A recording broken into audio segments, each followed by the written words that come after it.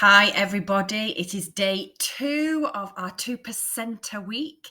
And yesterday we were talking about how to build confidence and we talked about the strategy of anchoring. I wonder how you got on. If you've not already told us at Grow Your Mindset, please drop something in the comments and let us know how it went for you and whether you need any support or help with that process. Today, we are looking at actually happiness in itself, which has been the theme of the month, International Day of Happiness, and the theme that we've created and talked about nonstop throughout the month of March. Happiness is predominantly choice, believe it or not. Some of it comes from our parents and their DNA. It's part of our makeup, but the rest of it is down to ourselves. So one of the strategies that I've learned over the past few years to develop happiness is to start looking at gratitude. And it's something that we've talked about at Grow Your Mindset quite a lot. So you may have heard this strategy before, but please try it out, especially if you're really struggling, because it does really help generate a new way of feeling. Now, obviously, you can go back to anchoring and you can use that as a strategy as well. If it worked for you on the confidence, why not try it for happiness as well? You'd obviously need to find a different anchor to use, but go for it. If it worked for you, there it is. There's one strategy there.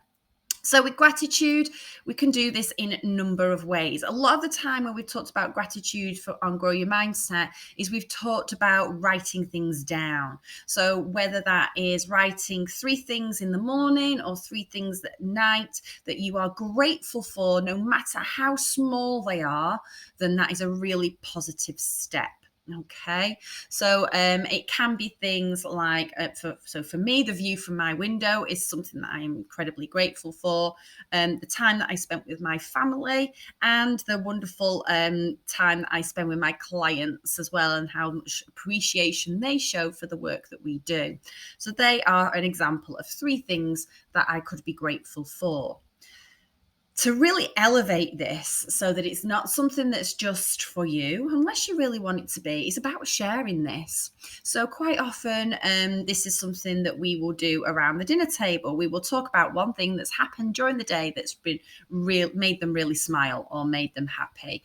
And it's great for conversation starters. You get to find out about what everyone in the family's been up to, but also then takes you to talking about other bits and pieces. Do you remember when this happened? And it was very similar to that. So bringing back memories and also taking this conversation on further. Tell me more about that. That sounds great.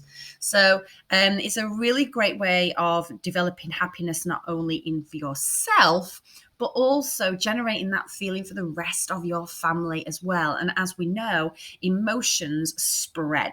So, we don't want to be the moldy tangerine. We want to be that person that's really spreading that lovely vibe to other people that we encounter. So gratitude, give it a go. If you want to start with writing 3 things down, go for it.